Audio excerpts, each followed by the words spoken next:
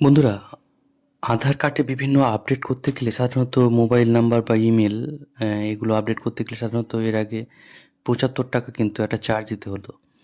কিন্তু বর্তমানে এই ইমেল আপডেট করতে গেলে আগামী মাস থেকে অর্থাৎ জুলাই থেকে ১লা জুলাই থেকে কোনো রকম কিন্তু চার্জ দিতে হবে না এবং এটা আগামী ডিসেম্বর পর্যন্ত বিনামূল্যে এই পরিষেবা মিলবে।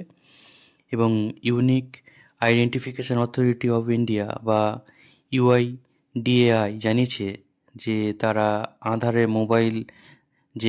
যে মোবাইল অ্যাপ আছে তার মাধ্যমে এই পরিষেবা নিলে বা এই আপডেট করলে ১লা জুলাই থেকে কোনো রকম চার্জ দিতে হবে না এবং এটা ডিসেম্বর পর্যন্ত এই ফ্রি পরিষেবা বা বিনামূল্যে এই পরিষেবাটা কিন্তু পাওয়া যাবে।